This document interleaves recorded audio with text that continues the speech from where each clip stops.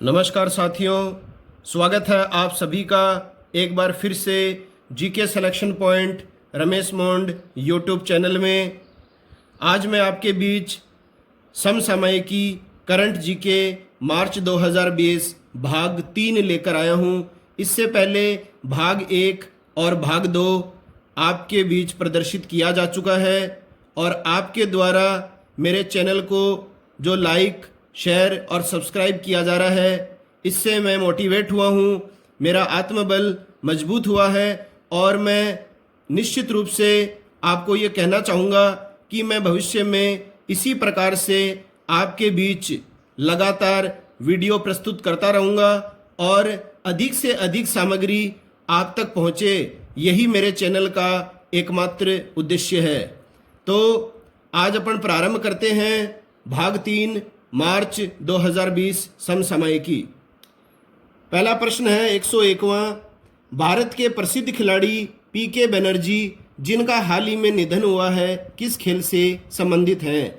तो पीके बनर्जी का हाल ही में निधन हो गया है और ये फुटबॉल खेल से संबंधित थे और 1962 में जो चौथे एशियाई खेल आयोजित किए गए थे इंडोनेशिया की राजधानी जकार्ता में, इन खेलों में गोल्ड मेडल विजेता भारतीय टीम के सदस्य थे पीके बनर्जी। तो ये आपको विशेष रूप से ध्यान में रखना है। अगला प्रश्न है, हाल ही में किस राज्य ने कोरोना वायरस के प्रकोप से निपटने के लिए 20,000 करोड़ रुपए के आर्थिक पैकेज की घोषणा की है? तो कोरोना वायरस से निपटने के लिए 20,000 करोड़ रुपए के आर्थिक पैकेज की घोषणा की गई है केरल राज्य के द्वारा। केरल के मुख्यमंत्री ने सभी लोगों के लिए मुफ्त राशन की भी घोषणा की है। लोगों को राशन की दुकानों से 10 किलोग्राम तक अनाज मुफ्त दिया जाएगा। तो ये सराहनीय घोषणा की गई है केरल के मुख्यमंत्री के द्वारा। केरल के मुख्यमंत्री हैं पिनाराई विजयन और यहाँ के गवर्नर या राज्यपाल हैं आरिफ मोहम्मद खान। अगला प्रश्न है, हाल ही में अंतर्राष्ट्रीय योग महोत्सव कहाँ शुरू हुआ है? तो हाल ही में अंतर्राष्ट्रीय योग महोत्सव शुरू हुआ है उत्तराखंड राज्य में के ऋषिकेश स्थान पर। इसके बारे में और भी महत्वपूर्ण तथ्य आपको अगर जानने हैं तो आप इस वीडियो का भाग 2 देख सकते हैं। उत्तराखंड के वर्तमान मुख्यमंत्री हैं त्रिवेंद्र सिंह रावत और राज्यपाल हैं बेबी रानी मौर्य। अगला प्रश्न है, कौन सा देश है जहां के प्रधानमंत्री हाल ही में डेनियस सिमगल बने हैं? तो डेनियस सिमगल जो हैं वो यूक्रेन के प्रधानमंत्री हाल ही में बने हैं और यूक्रेन देश की राजधानी है कीव। अगला प्रश्न है, हाल ही में भारत के किस राज्य की विधानसभा में ई विधान प्रक्रिया लागू की गई है? तो ई विधान प्रक्रिया जो हाल ही में लागू की गई है वो अरुणाचल प्रदेश की विधानसभा में लागू की गई है। इसका मतलब ये है, ई विधान प्रक्रिया का मतलब साथियों कि जो भी कार्य होगा वह कंप्यूटर व लैपटॉप के माध्यम से होगा, कागज का प्रयोग नहीं किया जाएगा और डिजिटल इंडिया कार्यक्रम को इस ई विधान प्रक्रिया से बढ़ावा मिलेगा। अगला प्रश्न है, हाल ही में किसे तुर्की में भारतीय राजदूत नियुक्त किया गया है? तो तुर्की में हाल ही में भारतीय राजदूत नियुक्त किया गया है संजय कुमार पांडा को। तो संजय कुमार पांडा को हाल ही में तुर्की में भारतीय राजदूत नियुक्त किया गया है। अगला प्रश्न है, हाल ही में किस राज्य की सरकार ने मुख्यमंत्री बेसहारा गौवंश सहभागिता योजना प्रारंभ की है? तो मुख्यमंत्री बेसहारा गौवंश सहभागिता योजना जो प्रारंभ की गई है वो उत्तर प्रदेश सरकार के द्वारा की गई है। और क्या होगा इस योजना के तहत, आवारा पशुओं को घरों में रखने पर किसानों को सरकार है वो प्रत्येक महीने 900 रुपए आर्थिक सहायता देगी। अगला प्रश्न है, हाल ही में वेनेजुएला गणराज्य में भारत का राजदूत नियुक्त किया गया है। तो वेनेजुएला गणराज्य देश में भारत का राजदूत नियुक्त किया गया है अभिषेक सिंह को। और ये प्रश्न वेरी इंपॉर्टेंट है, हाल ही में अमेरिका में जो भारतीय राजदूत जो हैं वो वर्तमान में हैं तरणजीत सिंह सिंधु। यह आपको पहले समसामयिकी में बताया जा चुका है। हाल ही में अमेरिका में भारतीय राजदूत कौन नियुक्त किए गए हैं? तरणजीत सिंह सिंधु। अगला है, हाल ही में मलेशिया का प्रधानमंत्री चुना गया है। तो मलेशिया के जो प्रधानमंत्री बने हैं वो बने हैं मोहिउद्दीन यासीन। मोहिउद्दीन यासीन जो हैं वो प्रधानमंत्री पद का चुनाव जीते हैं और मलेशिया के जो राजा हैं सुल्तान अब्दुल्ला, इन्होंने इन्हें नियुक्ति दी है। और किसके स्थान पर बने हैं मोहिउद्दीन यासीन? तो इससे पहले प्रधानमंत्री थे मलेशिया के माहितर मोहम्मद। माहितर मोहम्मद के स्थान पर नए प्रधानमंत्री चुने गए हैं मोहिउद्दीन यासीन मलेशिया के। अगला प्रश्न है, हाल ही में स्लोवेनिया का प्रधानमंत्री कौन चुना गया है? तो स्लोवेनिया के प्रधानमंत्री चुने गए हैं जनाज जानसा। जनाज जानसा हाल ही में किस देश के प्रधानमंत्री चुने गए हैं? तो स्लोवेनिया आ जाएगा। और देखिए, इसी से मिलता जुलता जो एक देश और भी है उसका नाम है स्लोवेकिया। तो कई जो है इसमें भ्रमित हो जाते हैं। तो स्लोवेनिया अलग देश है और स्लोवेकिया अलग है। यहाँ हाल ही में देश की पहली महिला राष्ट्रपति जुजाना केपिटुआ, तो ये नाम आप ध्यान में रखिए, जुजाना केपिटुआ, ये जो है स्लोवेकिया देश की पहली महिला राष्ट्रपति हाल ही में चुनी गई हैं। तो स्लोवेनिया देश के प्रधानमंत्री कौन चुने गए हाल ही में? तो ये चुने गए हैं जनाज जानसा। और स्लोवेकिया देश में पहली बार महिला राष्ट्रपति कौन बनी है हाल ही में? तो इनका नाम है जुजाना केपिटुआ। तो ये नाम आप निश्चित रूप से ध्यान में रख सकते हैं, आगामी परीक्षा की दृष्टि से इंपॉर्टेंट है।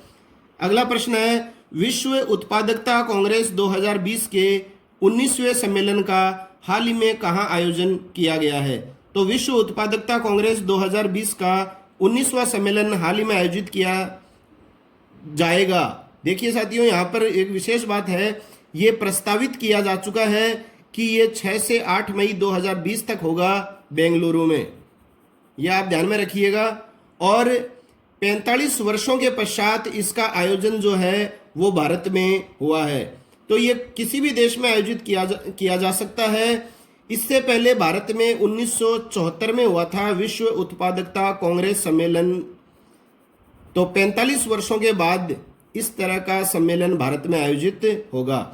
अब देखिए, विश्व उत्पादकता कांग्रेस सम्मेलन कौन आयोजन करता है इसका?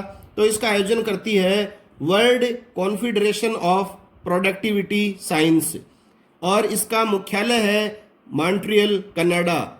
और मॉन्ट्रियल कनाडा में ही वाडा का भी मुख्यालय है। वर्ल्ड एंटी डोपिंग एजेंसी इसका फुल फॉर्म है। इसका हेडक्वार्टर मुख्यालय भी कहाँ है? कनाडा के मॉन्ट्रियल स्थान पर। अब देखिए, 6 से 8 मई 2020 तक जो भारत में होगा विश्व उत्पादकता कांग्रेस सम्मेलन, इसकी थीम जो है वो क्या रखी गई है? इंडस्ट्री 4.0 इनोवेशन एंड प्रोडक्टिविटी, ये इसकी थीम है। और राष्ट्रीय उत्पादकता दिवस कब मनाया जाता है साथियों? तो इससे आप परिचित हैं, 12 फरवरी को मनाया जाता है राष्ट्रीय उत्पादकता दिवस से। अगला प्रश्न है, हाल ही में टोक्यो ओलंपिक खेलों के लिए क्वालिफाई करने वाला प्रथम मुक्केबाज कौन बना है? तो टोक्यो ओलंपिक खेल 2020 के लिए क्वालिफाई करने वाला पहला मुक्केबाज बना है भारतीय मुक्केबाज, वो है विकास कृष्णन। विकास कृष्णन जो है वो पहले बॉक्सर हैं जिन्होंने इन खेलों के लिए क्वालिफाई किया है। और ये खेल जो हैं वो कोरोना वायरस के चलते अभी एक्सटेंड कर दिए गए हैं, बढ़ा दिए गए हैं। 2021 में ये खेल आयोजित किए जाएंगे। इन्होंने 69 किलोग्राम भार वर्ग में क्वालिफाई किया है। इसी तरह से अगर प्रश्न आ जाए कि वो कौन सी महिला है मुक्केबाज जिसने टोक्यो ओलंपिक खेलों के लिए क्वालिफाई किया है, तो सबसे पहले क्वालिफाई करने वाली महिला मुक्केबाज है पूजा रानी। पूजा रानी ने 75 किलोग्राम भार वर्ग में क्वालिफाई किया है। दोनों ही खिलाड़ी हरियाणा राज्य से संबंध रखते हैं। हाल ही में business line change maker award 2020 के तहत व्यक्तिगत श्रेणी में change maker of the year चुना गया है। तो change maker of the year जो चुना गया है वो चुना गया है उड़ीसा के दूती चंद को। और इन्हें किसके द्वारा सम्मानित किया गया है? उप राष्ट्रपति वेंकैया नायडू के द्वारा। अब ये दूती चंद जो हैं इन्होंने 2018 के एशियाई खेलों में 100 मीटर में स्वर्ण पदक जीता था। अगला प्रश्न है, वर्ष 2022 में आगामी T20 वर्ल्ड कप महिला की मेजबानी कौन सा देश करेगा? तो 2022 में जो है अगला T20 महिला वर्ल्ड कप जो आयोजित होगा उसकी मेजबानी दक्षिण अफ्रीका देश करेगा। और दक्षिण अफ्रीका में ही हाल ही में अंडर 19 वर्ल्ड कप जो पुरुषों का था वो आयोजित किया गया था। आप सभी जानते हैं अंडर 19 पुरुष वर्ल्ड कप हाल ही में दक्षिण अफ्रीका में हुआ था, जिसका विजेता था बांग्लादेश और उप विजेता था भारत। तो भारत को हराकर बांग्लादेश ने ये विश्व खिताब अंडर 19 क्रिकेट जीता था। अब देखिए 2020 में अभी T20 महिला वर्ल्ड कप भी ऑस्ट्रेलिया में हुआ था और इसका विजेता रहा था ऑस्ट्रेलिया, उप विजेता रहा था भारत। देखिए साथियों, ये सभी जानकारियां जो हैं मेरे द्वारा एकत्रित की गई हैं, सभी इंपॉर्टेंट हैं। हालांकि प्रश्न यही है कि 2022 में आगामी महिला T20 वर्ल्ड कप कहाँ होगा, तो ये दक्षिण अफ्रीका में होगा। इसके अलावा ये भी आपको ध्यान में होना चाहिए कि हाल ही में अंडर 19 पुरुष वर्ल्ड कप जो है वो बांग्लादेश ने जीता, भारत उपविजेता रहा। इसी तरह से T20 महिला वर्ल्ड कप जो है वो हाल ही में 2020 में ऑस्ट्रेलिया में हुआ था। इसमें हमारी भारतीय जो टीम थी महिलाओं की वो फाइनल में ऑस्ट्रेलिया से पराजित हो गई थी। इसी तरह से देखिए ICC 50 ओवर का जो वर्ल्ड कप होगा पुरुषों का वो 2021 में भारत में होगा। तो ये परीक्षा की दृष्टि से वेरी इंपॉर्टेंट है कि आगामी ICC 50 ओवर का जो वर्ल्ड कप पुरुषों का होगा वो 2021 में भारत में होगा। और ICC 50 ओवर महिला वर्ल्ड कप जो क्रिकेट टूर्नामेंट होगा 2021 में, महिलाओं का वर्ल्ड कप 50 ओवर का, वो होगा न्यूजीलैंड में। आपको जानकारियां अच्छी लग रही हैं तो चैनल को अधिक से अधिक लाइक, शेयर और सब्सक्राइब जरूर करें। अगला प्रश्न है, हाल ही में सिप्री द्वारा जारी रिपोर्ट के अनुसार भारत दुनिया के दूसरे देशों से हथियार खरीदने के मामले में कौन से स्थान पर रहा है? तो दुनिया के दूसरे देशों से हथियार खरीदने के मामले में भारत कौन से स्थान पर रहा है? तो साथियों रहा है दूसरे स्थान पर। और अगर आपको प्रथम स्थान प्राप्तकर्ता देश पूछ ले कि दुनिया के दूसरे देशों से हथियार खरीदने के मामले में सबसे अग्रणी देश है, तो वो है सऊदी अरब। अब देखिए सिप्री जो है इसके द्वारा जारी की गई रिपोर्ट, तो सिप्री का फुल फॉर्म होता है Stockholm International Peace Research Institute. तो ये भी परीक्षाओं में पूछ ली जाती है फुल फॉर्म। अब देखिए इससे और क्या प्रश्न निकलते हैं। तो यहाँ तो प्रश्न ये था कि दुनिया के दूसरे देशों से हथियार खरीदने के मामले में भारत का कौन सा स्थान था, तो दूसरा था। अब आती है हथियार बेचने के मामले में। हथियार बेचने के मामले में भारत का जो स्थान है विश्व में वो 23वां स्थान है। तो निश्चित रूप से ध्यान में रखिएगा कि आपको हथियार खरीदने के मामले में पूछा जा रहा है या बेचने के मामले में। अब देखिए मॉरिशस जो देश है, इस देश को भारत सर्वाधिक हथियार बेचता है। वर्तमान में भारत सर्वाधिक हथियार जो बेच रहा है वो किस देश को बेच रहा है? मॉरिशस को बेच रहा है। अगर मॉरिशस ऑप्शन में नहीं आए तो इसके बाद दूसरा स्थान जो आएगा वो आएगा म्यांमार देश को, और म्यांमार और मॉरिशस के बाद में तीसरा जो देश है वो है श्रीलंका। तो भारत सर्वाधिक हथियार मॉरिशस को बेच रहा है, इसी क्रम में दूसरा स्थान म्यांमार का और तीसरा श्रीलंका का है। अब देखिए बात आती है कि भारत किस देश से सर्वाधिक हथियार खरीदता है, ठीक है ना? तो आप ध्यान में रखिएगा भारत रूस से सर्वाधिक हथियार खरीदता है। आपने क्या अमेरिका ऑप्शन में आती, फिर हम किसी की नहीं सुनते हैं, सीधा अमेरिका ही करते हैं। तो अमेरिका का जो स्थान है वर्तमान संदर्भ में वो है दूसरा। रूस से सर्वाधिक हथियार खरीदता है और रूस के पश्चात जो है सर्वाधिक हथियार खरीदता है अमेरिका से। और अमेरिका जो देश है वो संपूर्ण विश्व को सर्वाधिक हथियार बेचने वाला देश है। तो देखिए साथियों, एक ही प्रश्न से संबंधित कई प्रश्न जो है निकल के आ रहे हैं। संपूर्ण विश्व को सर्वाधिक हथियार बेचने वाला देश कौन सा है? अमेरिका है। भारत सर्वाधिक हथियार किससे खरीदता है? तो रूस से खरीदता है। सर्वाधिक हथियार बेचता किसको है? तो मॉरिशस को बेचता है। हथियार खरीदने के मामले में भारत का स्थान कौन सा है? दूसरा है। और हथियार बेचने के मामले में भारत का स्थान कौन सा है? 23वां है। जानकारियां अच्छी लग रही हैं तो जीके सिलेक्शन पॉइंट रमेश मोंड यूट्यूब चैनल को अधिक से अधिक लाइक, शेयर और सब्सक्राइब करें। और यदि करंट जीके आपकी समस्या है तो ये अब आपकी समस्या नहीं है। आप नियमित रूप से हर माह मेरे इस चैनल पर संपूर्ण महीने की करंट जीके देख सकते हैं और पूर्ण रूप से मेरे द्वारा सभी तथ्यों को एकत्रित करने का प्रयास किया जाता है और किया जाता रहेगा। अगला प्रश्न है, हाल ही में जारी गूगल की संगीत के क्षेत्र में खोजी गई महिलाओं की 2020 की सूची में प्रथम स्थान पर कौन रहे हैं? तो गूगल ने जो है ये एक सर्वे किया है और संगीत के क्षेत्र में सबसे ज़्यादा 2020 में जो महिला खोजी गई है, सर्च की गई है गूगल पर, वो है टेलर स्विफ्ट। तो टेलर स्विफ्ट जो है वो सबसे ज़्यादा संगीत के क्षेत्र में सर्च या खोजी की गई महिलाएं हैं। और इसके अलावा खेल के क्षेत्र में यदि आपसे प्रश्न पूछ लिया जाए कि 2020 की गूगल सूची में स्पोर्ट्स के क्षेत्र में सबसे ज़्यादा किसको सर्च किया गया है, तो वो महिला हैं सेरेना विलियम्स।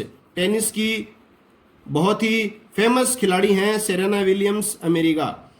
अब अगर आपसे प्रश्न पूछ लिया जाए कि अभिनेत्री जो है वो सर्वाधिक कॉमेडी के क्षेत्र में जिनको सर्च किया गया है वो है अक्वाफिना। और उपन्यास के क्षेत्र में उपन्यास राइटर जो सबसे ज़्यादा सर्च की गई हैं वो हैं टोनी मॉरिसन। तो ये चारों के चारों तथ्य आपको ध्यान में होने चाहिए।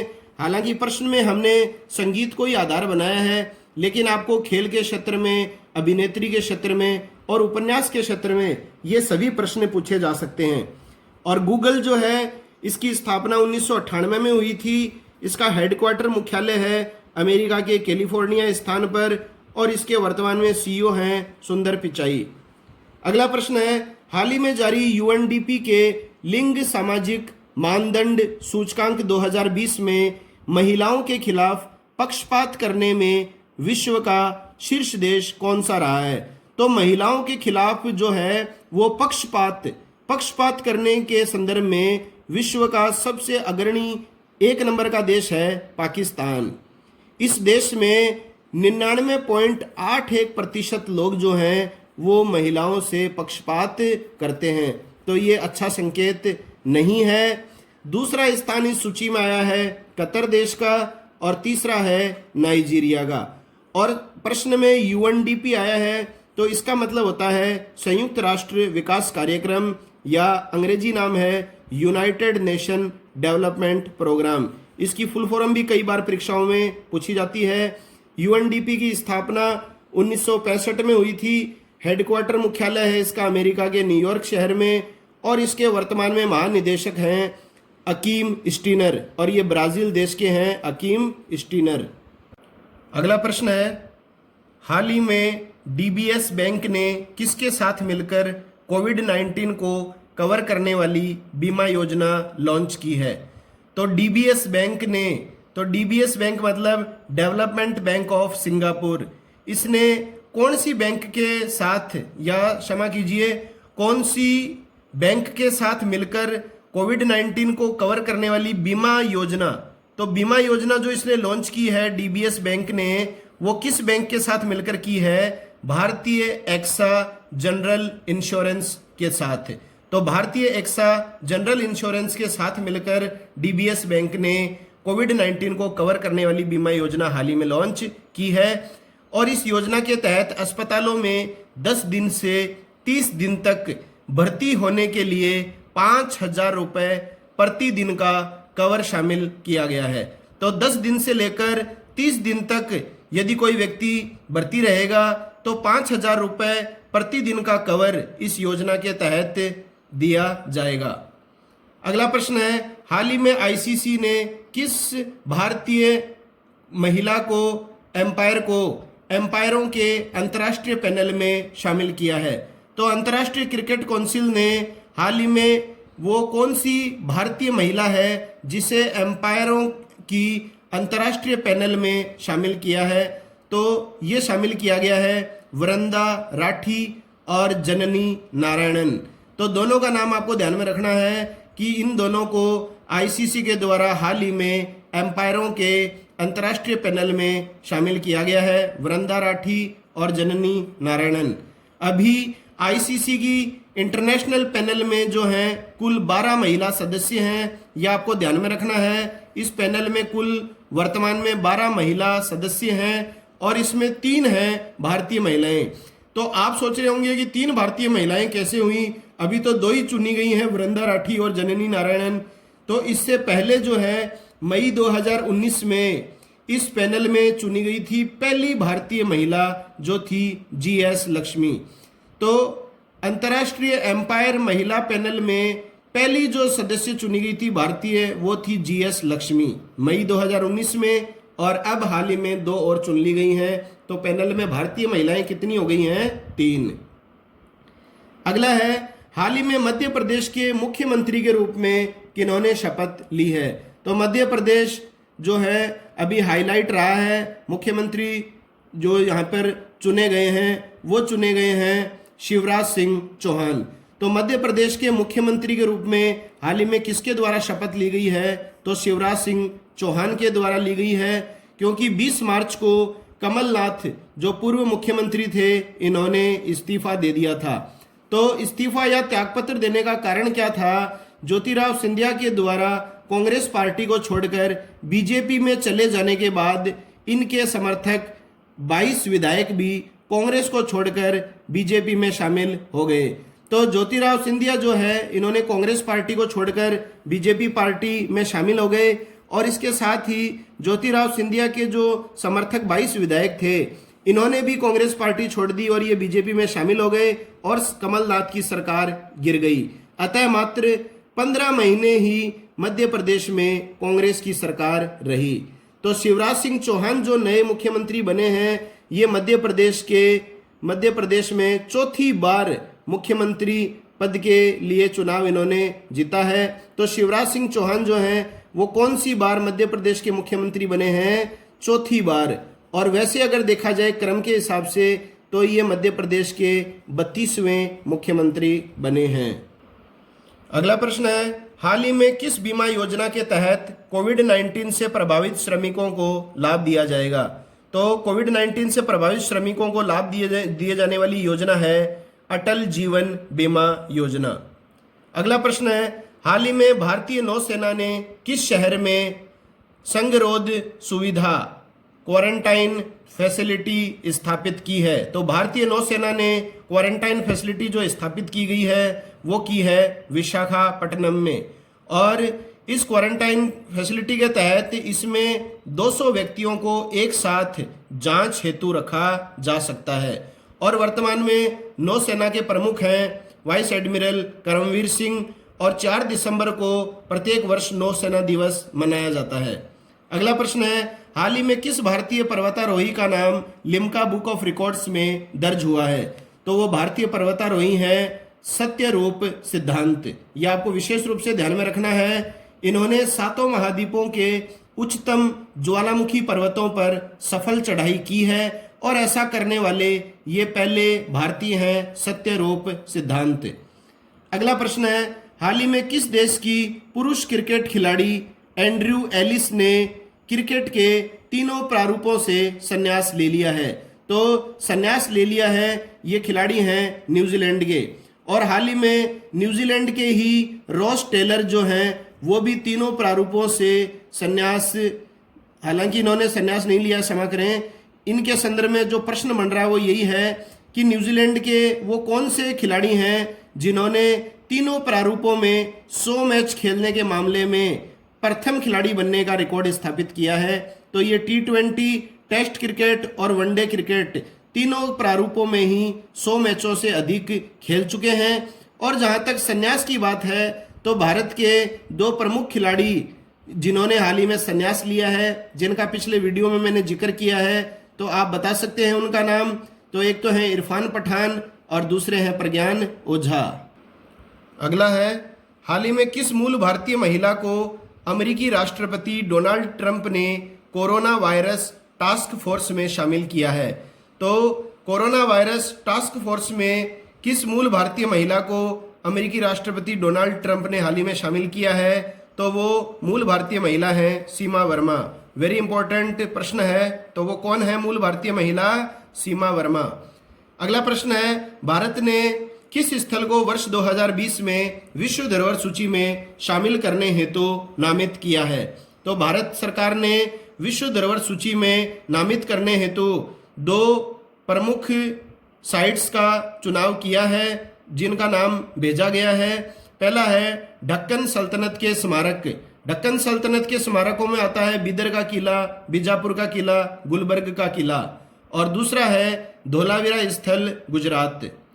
अब देखिए, वर्तमान में भारत में 38 जो हैं वो वर्ल्ड हेरिटेज साइट्स हैं, और 38वां जो वर्ल्ड हेरिटेज विश्व धरोहर जो साइट बना है वो आपको पिछले वीडियो में बताया जा चुका है। वो है जयपुर का परकोटा। ये है 38वां वर्ल्ड हेरिटेज साइट। और 2 स्थल कौन से नामित किए गए हैं? ढक्कन सल्तनत के स्मारक और धोलावीरा, गुजरात। अगला है, हाल ही में भारत के किस राज्य या केंद्र शासित प्रदेश में स्कूली बच्चों हेतु छात्र स्वास्थ्य कार्ड योजना शुरू की गई है? तो छात्र स्वास्थ्य कार्ड योजना शुरू की गई है जम्मू कश्मीर केंद्र शासित प्रदेश के द्वारा। अगला है, भारत की तीसरी महिला लेफ्टिनेंट जनरल हाल ही में कौन बनी है? तो तीसरी महिला लेफ्टिनेंट जनरल हाल ही में बनी है माधुरी कानिटकर। तो माधुरी कानिटकर बनी है तीसरी महिला लेफ्टिनेंट जनरल। इससे पहले पहली महिला जो थी लेफ्टिनेंट जनरल वो थी वाइस एडमिरल पुनीता अरोड़ा, और दूसरी थी पदावती बंदोपाध्याय। तो पहली थी पुनीता अरोड़ा, दूसरी थी पदावती बंदोपाध्याय, और तीसरी महिला लेफ्टिनेंट जनरल जो हाल ही में बनी है ये है माधुरी कानिटकर। अगला प्रश्न है, हाल ही में इंजीनियरिंग कॉलेजों के लिए जारी QS वर्ल्ड रैंकिंग में भारत का शीर्ष अग्रणी कॉलेज कौन सा रहा है साथियों? तो ये रहा है IIT बॉम्बे। IIT बॉम्बे जो है ये प्रथम स्थान पर रहा है। और अगर विश्व रैंकिंग में इसकी बात की जाए तो विश्व रैंकिंग में IIT बॉम्बे का स्थान है 44वां। और पहला जो स्थान जो मिला है QS वर्ल्ड रैंकिंग में वो मिला है Massachusetts institute of technology MIT America को। अगला प्रश्न है, वर्ष 2023 में इंटरनेशनल ओलंपिक कमेटी अंतर्राष्ट्रीय ओलंपिक संघ के सत्र या सेशन का आयोजन कहाँ होगा? तो IOC के सत्र का आयोजन 2023 में होगा भारत में। किस स्थान पर? मुंबई में। और वर्ष 2020 में जुलाई में टोक्यो जापान में, मतलब वर्ष 2020 में जो है ये जो सत्र होगा अंतर्राष्ट्रीय ओलंपिक समिति का या संघ का, ये होगा टोक्यो जापान में। और इससे पहले भारत में 1983 में अंतर्राष्ट्रीय ओलंपिक समिति का आयोजन सत्र किया गया था। तो अंतर्राष्ट्रीय ओलंपिक संघ के सत्र का आयोजन हाल ही में जो 2023 में आगामी होगा वो मुंबई में होगा। अभी वर्ष 2020 में जो है ये जुलाई माह में टोक्यो जापान में होगा सत्र। और भारत में इससे पहले 1983 में अंतर्राष्ट्रीय ओलंपिक कमेटी का सत्र आयोजित हुआ था नई दिल्ली में। अब देखिए, अंतर्राष्ट्रीय ओलंपिक कमेटी जो है इसका जो हेडक्वार्टर है वो है लुसाने, स्विट्जरलैंड में। और अंतर्राष्ट्रीय ओलंपिक समिति इसके वर्तमान में अध्यक्ष हैं थॉमस बक। तो प्रत्येक 4 वर्ष से जो ओलंपिक खेल आयोजित किए जाते हैं वो इसी संघ के द्वारा आयोजित किए जाते हैं, अंतर्राष्ट्रीय ओलंपिक कमेटी के द्वारा। तो इसके अध्यक्ष वर्तमान में हैं थॉमस बक। अगला प्रश्न है, हाल ही में विश्व बौद्धिक संपदा संगठन WIPO का नया महानिदेशक किसे बनाया गया है? तो विश्व बौद्धिक संपदा संगठन का नया महानिदेशक जो बनाया जाएगा, देखिए बनाया जा चुका है, वैसे नाम घोषित हुआ है हाल ही में। तो इनको सितंबर 2020 में बनाया जाएगा डेरेन टेंग को। डेरेन टेंग को विश्व बौद्धिक संपदा संगठन का नया महानिदेशक सितंबर 2020 में बनाया जाएगा। ये सिंगापुर देश से संबंध रखते हैं और वर्तमान में विश्व बौद्धिक संपदा संगठन के जो महानिदेशक हैं वो कौन है? फ्रांसिस गुरी। तो ये आपको विशेष रूप से ध्यान में रखना है, वर्तमान में फ्रांसिस गुरी ही हैं और आगामी जो बनेंगे सितंबर माह में वो डेरेन टेंग बनेंगे। अब देखिए WIPO का फुल फॉर्म क्या है? वर्ल्ड इंटेलेक्चुअल प्रॉपर्टी ऑर्गेनाइजेशन, विश्व बौद्धिक संपदा संगठन। इसका गठन हुआ था 1967 में। इसका हेडक्वार्टर है जिनेवा, स्विट्जरलैंड में।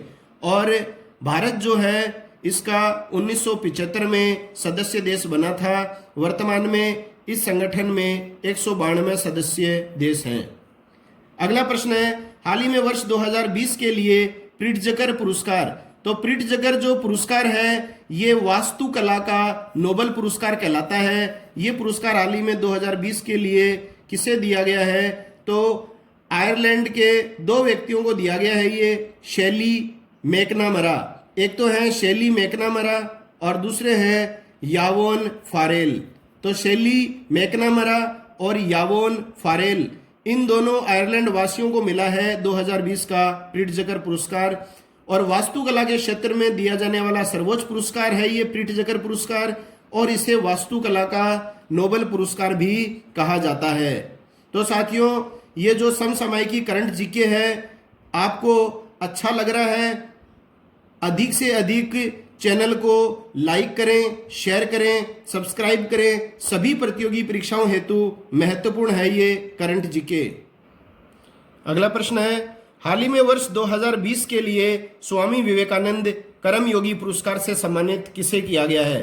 तो स्वामी विवेकानंद कर्मयोगी पुरस्कार हाल ही में दिया गया है जादव पायेंग को। तो जादव पायेंग हाल ही में चर्चित रहे हैं स्वामी विवेकानंद कर्मयोगी पुरस्कार प्राप्त करने के कारण। इन्हें फॉरेस्ट मैन ऑफ इंडिया कहा जाता है। मानव निर्मित जंगल बनाने के प्रयासों हेतु जादव पायेंग को यह पुरस्कार दिया गया है। और जादव पायेंग को हाल ही में पर्यावरण संरक्षण हेतु Commonwealth point of light award भी मिला है। तो यह भी इंपॉर्टेंट है, हाल ही में पर्यावरण संरक्षण हेतु Commonwealth point of light award किसे मिला है? तो ये उसी व्यक्ति को मिला है जिसे स्वामी विवेकानंद कर्मयोगी पुरस्कार 2020 मिला है, जादव पायेंग। पहली बार ये पुरस्कार 2013 में दिया गया था और पूर्वोत्तर भारत के महान व्यक्तित्व हस्तियों को ही यह पुरस्कार दिया जाता है। अगला प्रश्न है, हाल ही में वर्ष 2019 में भारत में डिजिटल लेन देन में कौन सा शहर अग्रणी रहा है? तो डिजिटल लेन देन में कौन सा शहर अग्रणी रहा है? वो है कर्नाटक राज्य का बेंगलोर शहर। Online payment professor world line India ने यह रिपोर्ट प्रकाशित की है कि कर्नाटक का जो बेंगलोर शहर है वो भारत में डिजिटल लेन देन में सबसे अग्रणी शहर है। दूसरा स्थान जो है रिपोर्ट में चेन्नई को दिया गया है और तीसरा स्थान मुंबई को मिला है। अगला प्रश्न है, हाल ही में किस राज्य की सरकार ने सरकारी कर्मचारियों की सेवानिवृत्ति आयु रिटायरमेंट एज 60 वर्ष से घटाकर 58 वर्ष कर दी है? तो ये राज्य की सरकार है पंजाब। कक्षा 12 तक के सभी विद्यार्थियों को मुफ्त शिक्षा प्रदान करने की घोषणा भी हाल ही में की गई है पंजाब सरकार के द्वारा।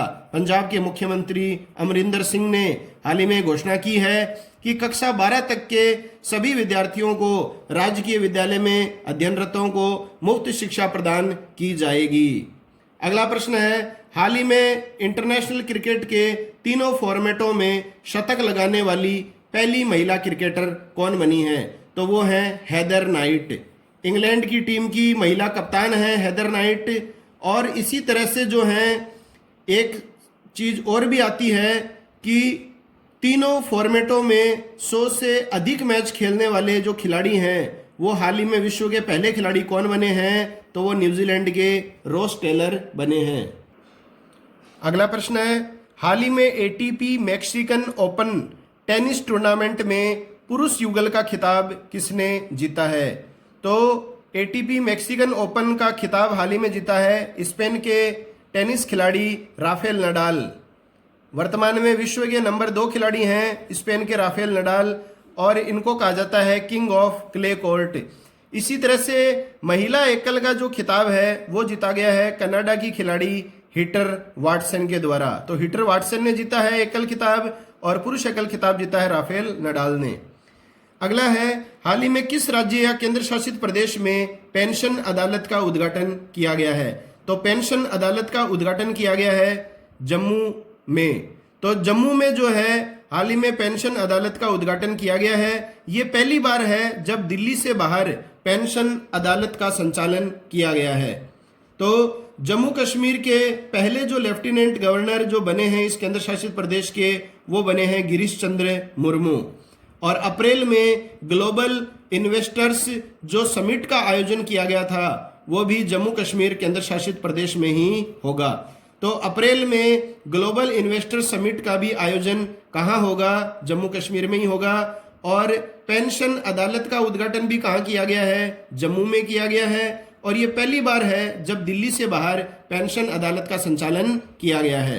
अगला प्रश्न है, हाल ही में दुबई टेनिस चैंपियनशिप में पुरुष एकल विजेता कौन रहा है? तो इस तरह के प्रश्न साथियों परीक्षाओं में पूछे जाते हैं। हालांकि ग्रैंड स्लैम खिताब तो 4 ही होते हैं, जैसे ऑस्ट्रेलियाई ओपन, फ्रेंच ओपन, विंबलडन और अमेरिकी ओपन, वो तो इम्पोर्टेंट है ही हैं। इसके अलावा इस तरह के परीक्षाओं में भी प्रश्न आ जाते हैं और हम अचंभित रह जाते हैं कि ये कहाँ से टूर्नामेंट पूछ लिया गया है। तो दुबई टेनिस चैंपियनशिप का पुरुष एकल जीता है नोवाक जोकोविच ने।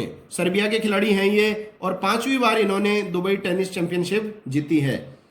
अगला है, हाल ही में देश का पहला और दुनिया का दूसरा infantry museum, very very important question है। भारत में पहला ये खुला है और दुनिया का दूसरा इन्फेंट्री म्यूजियम कहाँ स्थापित किया जाएगा? ये मध्य प्रदेश के इंदौर शहर में स्थापित किया जाएगा।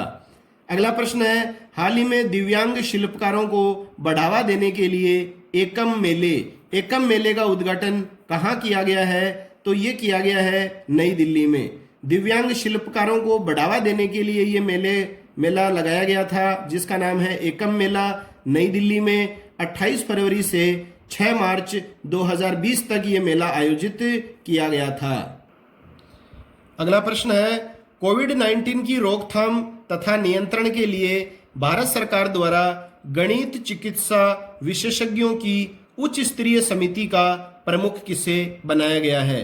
तो ये प्रमुख बनाया गया है डॉक्टर वी.के. पॉल को। और डॉक्टर वी.के. पॉल जो हैं वर्तमान में नीति आयोग के सदस्य भी हैं।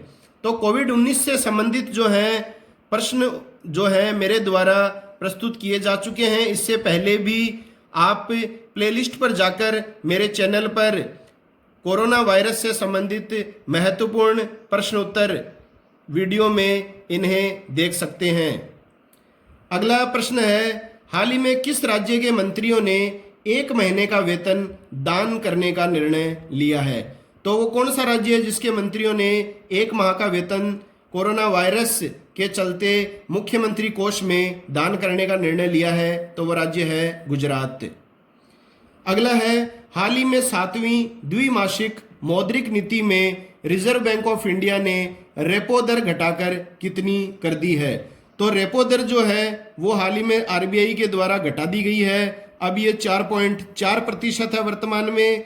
इससे पहले जो रेपो दर जो थी वो 5.15% थी।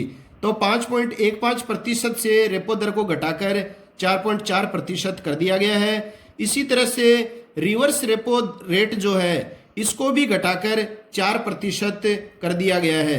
तो ये आपको दोनों ध्यान में होनी चाहिए। वर्तमान में आरबीआई ने द्वारा निर्धारित रेपो रेट है 4.4%।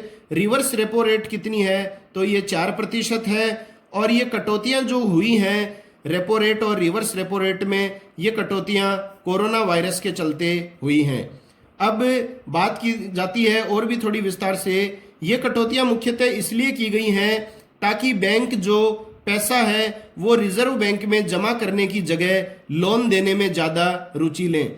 मतलब कटौतियां इसलिए की गई हैं ताकि जो बैंक हैं वो अपना पैसा रिजर्व बैंक में जमा करने की जगह किस में प्रयोग में लें? लोन देने में ज़्यादा रुचि ले सकें। और बैंक रेट जो है इसको भी घटाकर 4.65% किया गया है। तो वर्तमान में बैंक रेट कितना है? ये सबसे इंपॉर्टेंट प्रश्न पूछा जाता है परीक्षाओं में। बैंक दर है 4.65%। एक रेट और भी बच गई है CRR, जिसको बोलते हैं नकद रिजर्व अनुपात। नकद रिजर्व अनुपात को भी 4% से घटाकर कितना कर दिया गया है? 3% कर दिया गया है। तो ये चारों दर आपको ध्यान में होनी चाहिए।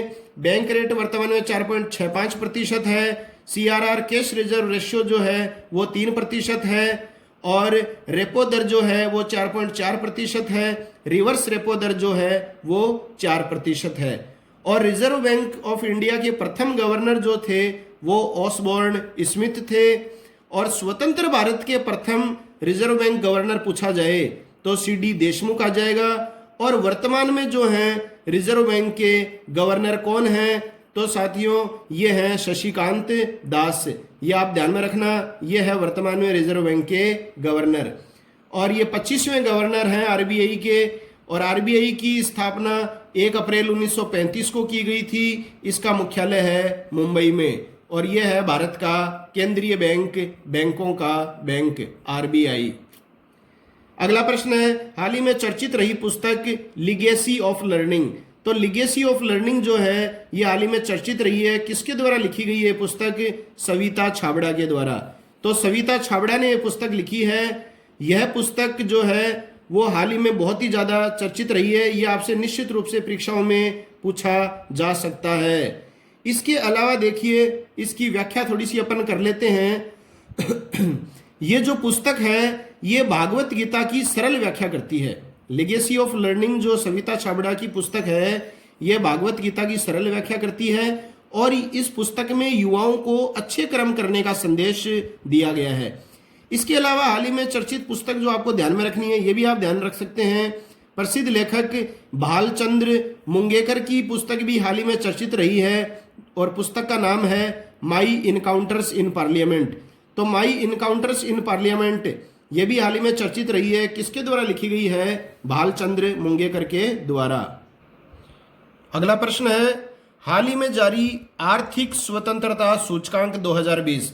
तो आर्थिक स्वतंत्रता सूचकांक 2020 में भारत को कौन सा स्थान दिया गया है? तो ये दिया गया है 120वां स्थान।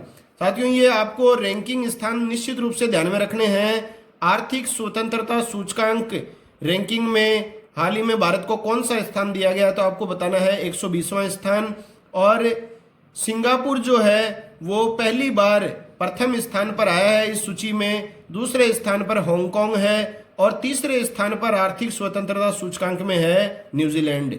तो भारत को कौन सा स्थान दिया गया आर्थिक स्वतंत्रता सूचकांक में? 120वां।